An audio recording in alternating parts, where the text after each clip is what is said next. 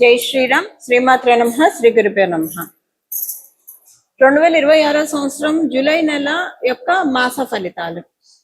ఈ జూలై నెలలో గోచారంలో ఉన్న గ్రహ గమనాలు ఏ విధంగా ఉన్నాయి? వృషభ రాశిలో మంగళ సంచారం ఈ మాసం మొత్తం కూడా మంగళ సంచారం వృషభ రాశిలో ఉంటుంది. రవి సంచారం మిథున రాశిలో 16వ తారీఖు వరకు కూడా మిథున రాశిలో రవి సంచారం ఉంటుంది. 17వ తారీఖు నుంచి ఆయన కర్కాటక రాశిలోకి ఆయన సంచారం సాగిస్తారు. అప్పుడే మనకి ఇంకా దక్షిణాయన పుణ్యకాలం కూడా ప్రారంభం అవుతుంది. అప్పటి నుంచి బుధుడు వక్రగతిలో ఉన్నాడు కాబట్టి ఈ నెలలో ఆయన సంచారము కర్కాటక రాశి మిథున రాశిలో ఆయన సంచారం ఉంటుంది. శుక్రుడు ఈ వారం మొదట్లో 5వ తారీఖు వరకు 4వ తారీఖు వరకు కర్కాటక రాశిలో సంచారం చేస్తూ 5వ తారీఖు నుంచి ఆయన సంచారాన్ని సింహరాశిలో ఉంటుంది. ఆయన సంచారం సింహరాశి, శుక్రాచార్యుల వారి సంచారం సింహరాశిలో ఉంటుంది. గురు భగవానుడు సంచారము కర్కాటక రాశిలో ఉంది. సింహరాశిలో కేతుదేవుని సంచారము, కుంభరాశిలో రాహుదేవుని సంచారము, ఆఖరిదైన మీనరాశిలో శనేశ్వరుని సంచారము. శనేశ్వరుడి సంచారము ఈ మాసం చివర్లో ఆయన వక్రగతిలోకి వెళ్తున్నారు. ఇదే ఈ వారం యొక్క గోచారంలో ఉన్న గ్రహస్థితులు. ఇది ఈ మాసము గోచారంలో ఉన్న గ్రహస్థితులు. ఈ మాసంలో ఉన్న ఈ గోచార గ్రహస్థితుల్ని అనుసరించి ఎలాంటి ఫలితాలు ద్వాదశ రాశుల వాళ్ళకి, ద్వాదశ లగ్నాల వాళ్ళకి ఉండబోతున్నాయి. అలాగే ఈ మాసము గోచారంలో గ్రహ గమనాలు ఎలాగున్నాయి అంటే మంచి స్థానాల్లో ఉన్నాయా, ఏదైనా జాగ్రత్తలను సూచిస్తున్నాయా, ఏదైనా శుభత్వాన్ని సూచిస్తున్నాయా? ప్రత్యేకాంశం ఏంటంటే గోచారంలో ఈ మాసం చివరిలో శనేశ్వరుడు వక్రగతిలోకి వెళ్ళడం దీని మీద మళ్ళీ మనం సపరేట్ గా ఒక వీడియోలో నేను చెప్తాను ఎలా ఉంటుంది అనేది. ఇది కొంతమందికి చాలా బాగా ఉంటుంది. ఏళ్ళలో ఉన్న వాళ్ళకి బాగా ఉంటుంది ఇప్పుడు వక్రగతి. అష్టమ శ్రేణిలో ఉన్న వాళ్ళకి బాగా ఉంటుంది, అర్ధాష్టమ శ్రేణిలో ఉన్న వాళ్ళకి బాగా ఉంటుంది. ఒక రిలీవింగ్ ఫ్యాక్టర్ అనుకోండి ఈ ఏలినాటి శని, అష్టమ శని, అర్ధాష్టమ శనిలో ఉన్న వాళ్ళకి అది ఈ మాసం చివరి నుంచి స్టార్ట్ అవుతుంది. అలాగే కంటక శనిలో ఉన్న వాళ్ళకి కూడా ఈ పాయింట్ వర్తిస్తుంది. ఇది మోస్ట్ స్పెషల్ అంశము గోచారంలో. ఇంకొకటి ఏంటంటే మనందరికీ తెలిసిన దేవగురువైన బృహస్పతి కర్కాటక రాశిలో ఆయన సంచారము, రవి కూడా ఈ మాసం మధ్యలో కర్కాటక రాశిలోకి రావడం అన్ని మాసాల్లోకెల్లా అన్ని రాశుల్లో ఆయన సంచారం కంటే కూడా దేవగురువైన బృహస్పతి సంచారము కర్కాటక రాశిలో, ధనుసు రాశిలో మీన రాశిలో ఈయన సంచారం చాలా స్పెషల్ గా ఉంటుంది. ఇప్పుడు ఇది ఈయన సమక్షంలో సూర్యనారాయణ మూర్తి కర్కాటక రాశిలో ప్రవేశం అంటే దక్షిణాయన పుణ్యకాలం ప్రారంభం అవుతుంది. ఇది చాలా మంచిది. దీని గురించి కూడా మనం ఒక వీడియోలో నేను చెప్తాను. దక్షిణాయన పుణ్యకాలం ఈ సంవత్సరం ఎంత సిగ్నిఫికెంట్ గా ఉంది, దీన్ని మనందరం ఎలా చేసుకోవాలి, ఇవన్నీ కూడా మనం ఒక వీడియోలో మాట్లాడుతున్నాం. మొత్తానికి అయితే ఇవి ఈ మాసంలో ఉన్న గోచారంలో ఉన్న ప్రత్యేక అంశాలు. ఇప్పుడు నేను చెప్పినట్టు శుభత్వాన్ని సూచిస్తుంది కదా. శనేశ్వరుడు వక్రగతిలోకి వెళ్ళడం కొన్ని రాశుల వాళ్ళకి నేను చెప్పాను కదా. ఏలినాటి శనిలో ఉన్న వాళ్ళకి, అష్టమ శనిలో ఉన్న వాళ్ళకి, అర్ధాష్టమ శనిలో ఉన్న వాళ్ళకి, కంటక శనిలో ఉన్న వాళ్ళకి వీళ్ళందరికీ ఊరట ఇస్తుంది. అట్ ద సేమ్ టైం వృషభ తులా రాశుల వాళ్ళకి కొంత ప్రతికూలం పూర్తిగా అని చెప్పను, అలాగని అనుకూలంగా కూడా ఉండదు, అలా ఉంటుంది. ఇవి ఈ మాసంలో ఉన్న గోచర గ్రహస్థితులు. అలాగే ఇప్పుడు గోచర గ్రహస్థితులను అనుసరించి ద్వాదశ రాశుల వాళ్ళకి, ద్వాదశ లగ్నాల వాళ్ళకి ఎలాంటి ఫలితాలు ఉంటాయో మనం పరిశీలిద్దాం. ధనుస్సు రాశి, ధనుస్సు లగ్నంలో పుట్టిన వాళ్ళకి, ధనుస్సు రాశిలో పుట్టిన వాళ్ళకి, ధనుస్సు లగ్నంలో పుట్టిన వాళ్ళకి ఈ మాసం చాలా మంచి మాసం. ఈ మాసం మధ్యలో నుంచి మీకు అర్థమవుతుంది చాలా మంచి మాసంలో మీరు ఉన్నారని చెప్పి. పరిస్థితులు అనుకూలంగా మారుతున్నాయి. తారుమారైన సిచ్యువేషన్స్ అన్నీ కూడా బెటర్ అవుతూ ఉన్నాయి. ఇప్పుడు బెటర్ అవుతూ ఉంటాయి ఈ మాసంలో. ఏ రిలేషన్స్ వల్ల మీరు ఇబ్బంది పడ్డారో, లేదా ఏదన్నా రిలేషన్స్ లో ఎవరికైనా హెల్త్ ప్రాబ్లం వచ్చినా అవన్నీ ఇప్పుడు క్యూర్ అయ్యే టైం. కొత్త రిలేషన్స్ ఈ మాసంలో ఏర్పడతాయి మీకు.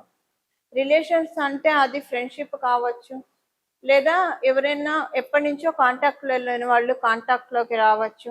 ఇలా ఏదైనా కొత్త రిలేషన్స్ కి ఈ మాసంలో అవకాశం ఉంది.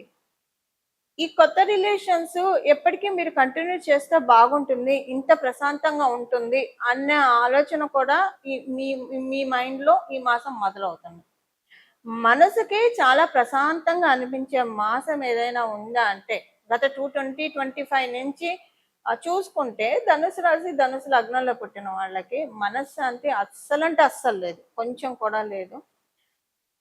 కానీ మీకున్న గురుబలం వల్ల దాన్ని కప్పెట్టేసుకొని మనశ్శాంతి లేదు అన్నదాన్ని కప్పెట్టుకుంటున్నారు. చూసే వాళ్ళకి వీళ్ళు బాగానే ఉన్నారు కదా అంటే మీరు బాగానే ఉన్నారు కదా అనుకునే విధంగానే మీరు ఉన్నారు. కానీ అంతరాంతరంలో మీకు తెలుస్తుంది ఎంత మీరు నలిగిపోతున్నారు. ఇప్పుడు ఈ మాసం అసలు మీకే అనిపిస్తుంది, అవతల వాళ్ళు చెప్పడం కాదు మీరు బాగున్నారని, మీకే అనిపిస్తుంది ఎస్ నేను బాగున్నాను, నేను బాగుంటాను. మనసుకి ఎంత ప్రశాంతంగా అనిపిస్తుంది అంటే అసలు మీరు ఈ వీడియో చూస్తుంటే ఈ మాటలు వింటుంటేనే మీకు అనిపిస్తుంది అది యాక్టివేట్ అయిపోతుంది, ఆ ప్రశాంతత వచ్చేస్తుంది. అంత ప్రశాంతత ఉంటుంది. ఇక్కడ నుంచి ఒక 4-5 నెలలు ప్రశాంతత కొనసాగుతుంది. అర్ధాష్టమ శని వల్ల చాలా టాలరెన్స్ తీసుకున్నారు, చాలా అంటే చాలా. వాటన్నిటి నుంచి ఇంకా బయటికి ఇంకా తొందరలోనే అర్ధాష్టమ శని కూడా కంప్లీట్ అవుతుంది. ఆయన అంటే శనేశ్వరుడు యొక్క గొప్పతనం ఏంటంటే ఎంత ఇబ్బంది పెట్టినా దానికి తగ్గట్టు ఏదో ఒకటి మంచి చేస్తాడు ఆయన. ఇది మీకు అర్థమయ్యేది చెప్పాలంటే చిన్నప్పుడు తల్లిదండ్రులు కోపడ్డప్పుడు, ఎస్పెషల్లీ తండ్రి కోపడితే ఇంట్లోంచి బయటికి వెళ్ళి మళ్ళీ వస్తూ పిల్లల్ని కోపడ్డప్పుడు ఏదైనా స్వీట్ బాక్స్ తేవడము ఇలా చేస్తే పిల్లలు అయ్యి నాన్న మళ్ళీ మామూలుగా ఉన్నారు, కోపం తగ్గిపోయింది, మన కోసం ఇచ్చారని చెప్పి సంతోషంగా తిన్నట్టు. అంటే ఎగ్జాంపుల్కి చెప్తున్నాను. అలాగా ఇప్పుడు ఉంది. అంటే శనేశ్వరుడు కర్మకారకుడు, ఆయన ఇబ్బంది పెట్టినా మంచి చేస్తాడు, ఆయన చూస్తారు. ఇక మీరే దీని తర్వాత చెప్పుకుంటారు, ఎవరైనా అర్ధాష్టమ శని ఏలినాడు శని అష్టమ శని అని బాధపడుతూ ఉంటే మీరే చెప్తారు మీరు బాధపడకండి, ఆయన మంచి కూడా చేస్తాడు. ఎందుకంటే మీరు ఇప్పుడు లిటరల్ గా ఎక్స్పీరియన్స్ అవుతారు కదా, మీరే కొంతమందికి ధైర్యాన్ని ఇవ్వగలుగుతారు ఇలా మీకు ఎవరైనా చెప్తే కనుక. అలా ధైర్యాన్ని కూడా మీరు ఇచ్చే కెపాసిటీ, ఎందుకంటే ఏదైనా మనకి స్వానుభవంలో వస్తే మనం ఎక్కువగా చెప్పగలుగుతాం దాన్ని అందరికీ. సో శనేశ్వరుడు యొక్క గొప్పతనం అది, ఆయన మహిమ అది. అందులో ఇప్పుడు గోచారంలో గురుబలం కూడా చాలా బాగా ఉంది, అన్ని రాష్ట్రాల వాళ్ళకి ఉంది, ఇంకా మీ రాష్ట్రాధిపతి కాబట్టి మీకు ఇంకా ఎక్కువగా ఉంది. అలా ఈ మాసంలో మంచి అనుకూలమైన ఫలితాలు. ఇంక నేను విడివిడిగా ఉద్యోగస్తులకి ఇలా, వ్యాపారస్తులకి ఇలా, పెళ్లి ప్రయత్నాలు చేసే వాళ్ళకి, సంతానం కోసం ఇవన్నీ నేను చెప్పక్కర్లా. అందరికీ మనశ్శాంతి ఉంటుందంటే, ఉద్యోగస్తులకు మనశ్శాంతి ఉందంటే ఇంట్లో బాగుంది బయట బాగున్నట్లు, వ్యాపారస్తులకి అంతే, వివాహ ప్రయత్నం చేసే వాళ్ళకి మనశ్శాంతి ఉందంటే మంచి సంబంధం దొరికినట్టు. ఇంకా అన్ని కూడా ఇంప్లాయిడ్, ఈ ఒక్క పాయింట్ లోనే అన్ని బాక్సెస్, మీ లైఫ్ లో ఉన్న అన్ని బాక్సెస్ ఇంప్లాయిడ్ అయిపోతాయి, అన్ని ఫిల్ అవుతాయి అని అర్థం ఇక్కడ. సో శనేశ్వరుడు ఇన్నాళ్ళు ఆయన ఇచ్చిన పాప కర్మాన్ని ఎలాగైతే క్షయం చేశాడు, నాశనం చేస్తే, బాధపడుతున్నావు అంటే పాపకర్మం తొలగిపోతుందండి, సుఖపడుతున్నాం అంటే పుణ్యకర్మం తొలగిపోతుంది. సింపుల్ కదా, యాజ్ సింపుల్ యాజ్ సచ్. మీకున్న పాపకర్మం తొలగిపోయింది కాబట్టి ఇంక ఇప్పటి నుంచి మీకు ఊరట కలిగే ఫలితాన్ని శనేశ్వరుడు ఇవ్వబోతూ ఉన్నాడు. వాటన్నిటిని తీసుకోవడానికి సిద్ధంగా ఉండండి. ఇవి ఈ మాసం యొక్క గోచర గ్రహస్థితుల ఫలితాలు ధనుసు రాశి ధనుసు లగ్నంలో పుట్టిన వాళ్ళకి. పరిహారము, ఈ మాసంలో చేసుకోవాల్సిన పరిహారము, మనము గోచరంలో ఉన్న గ్రహస్థితుల గురించి మొత్తం చూసాము, ఎలా ఉంటాయి ఫలితాలు కూడా మనం చూసాము. ఇందులో శనేశ్వరుడు వక్రగతిలోకి వెళ్ళడము ఒక చాలా మంచి విషయము. అంటే వక్రగతిలోకి ఆయన వెళ్ళేది కుంభరాశిలోకి అవ్వడం వలన, అంటే కుంభరాశి వైపే కాబట్టి ఇది ఒక మంచి విశేషాంశము. అందువల్ల దీనిలో అన్ని బ్లెస్సింగ్స్ తీసుకోవడానికి, శనేశ్వరుడు బ్లెస్సింగ్స్ తీసుకోవడానికి, అందున ప్రత్యేకించి ఏలినాడు శని ఉన్న వాళ్ళు, అష్టమ శని ఉన్న వాళ్ళు, అర్ధాష్టమ శని ఉన్న వాళ్ళు, కంటక శని ఉన్న వాళ్ళకి ఇప్పుడు అది ఎవరెవరో నేను చెప్తాను. ఏలినాడు శనిలో ఉన్న వాళ్ళు ఇప్పుడు కుంభరాశి, మీనరాశి వాళ్ళకి ఏలినాడు శని ఉంది, కుంభరాశి వాళ్ళకి ఏలినాడు శని ఉంది, అలాగే మేషరాశి వాళ్ళకి కూడా ఏలినాడు శనిలోనే ఉన్నారు. అర్ధాష్టమ శనిలో ఉన్న వాళ్ళు ఎవరు, ధనుసు రాశి వాళ్ళు, అష్టమ శనిలో ఉన్న వాళ్ళు సింహ రాశిలో ఉన్నవాళ్ళు, కంటక శని ఎవరికి ఉంది? మిథున రాశిలో ఉన్న వాళ్ళకి. సో ఈ రాశుల్లో ఉన్న వాళ్ళకి కావచ్చు, లేదా ఇప్పుడు నేను చెప్పిన రాశులు లగ్నాల్లో ఉన్న వాళ్ళకి అష్టమ శని, అర్ధాష్టమ శని, ఏలినాటి శని, కంటక శని ఇవన్నీ ఉన్నాయి. ఇది దీంట్లోంచి ఇప్పుడు బయటపడటానికి మంచి సమయము. అంటే తర్వాత ఇప్పుడు ఏలినాటి శని కుంభరాశి వాళ్ళకి అయిపోతుంది అనుకోండి నెక్స్ట్ ఇయర్, కానీ మీనరాశి వాళ్ళకి ఉంటుంది, మేషరాశి వాళ్ళకి ఉంటుంది, తర్వాత నెక్స్ట్ ఇయర్ వృషభ రాశి వాళ్ళకి కూడా స్టార్ట్ అవుతుంది. ఇది ఏంటంటే దీంట్లోంచి ఇంకా మీనరాశి వాళ్ళు అంటే అర్ధాష్టమ శని, అష్టమ శని ధనుసు రాశి వాళ్ళకి, సింహరాశి వాళ్ళకి కూడా అయిపోతుంది, కంటక శని మిథున రాశి వాళ్ళకి అయిపోతుంది.